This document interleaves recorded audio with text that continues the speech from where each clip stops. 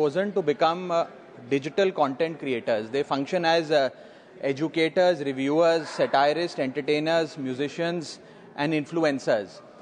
ये सही मायने में सर भारत के ग्रास रूट कम्युनिकेटर बन गए हैं और इनका यूट्यूब चैनल हो या इंस्टाग्राम पेज हो, ये इनके लिए सोर्स ऑफ एंटरटेनमेंट नहीं बल्कि इनकी सोर्स ऑफ इनकम है, इनका एसेट है. It is the fruit of their hard work. But एक चीज़ से ये सब परेशान हैं और उस मुद्दे को आज मैं सदन में उठाना चाहूँगा. That is the issue of fair use and arbitrary copyright strikes by digital platforms. Sir होता क्या है कि अगर एक कंटेंट क्रिएटर कुछ सेकंड, चंद सेकंड, 2-3 सेकंड के लिए कॉपीराइटेड कंटेंट को रीपर्पस करके कमेंट्री, क्रिटिसिज्म, पैरोडी, एजुकेशनल या न्यूज रिपोर्टिंग पर्पसेस के लिए यूज करता है, चाहे वो क्रेडिट देता हो, उसको इंसिडेंटली यूज करता हो, कॉपीराइट स्ट्राइक मारकर उसके जो उसकी यूट्यूब चैनल है, प्रॉपर्टी है या इंस्टाग्राम पेज है, उसे वाइप आउट कर दिया जाता है और उसकी सालों की मेहनत चंद मिनटों में समाप्त हो जाती है. Sir, livelihoods must be decided by law and not by arbitrary algorithms.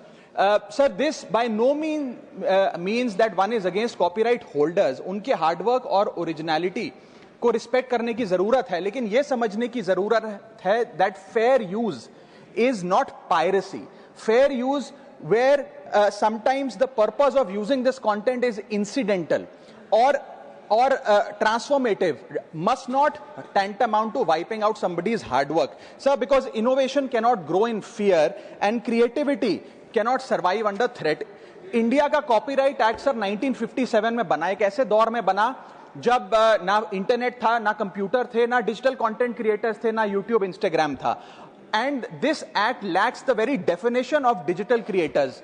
ये फेयर डीलिंग की बात करता है, लेकिन फेयर डीलिंग की बात किताबों, मैगजीन और जर्नल के कॉन्टेक्स्ट में करता है, जो उस दौर की इंफॉर्मेशन डिसेमिनेशन के सोर्सेज थे, ना कि आज के दौर की. इसीलिए मैं 3 मांगे आज सदन में लेकर आया हूं. मेरी पहली मांग है, amend the copyright act of 1957 and define digital fair use. परिभाषित करिए कि ट्रांसफॉर्मेटिव यूज क्या है, जैसे कि कमेंट्री, सटायर, क्रिटिक, एक्सप्लेनेशन.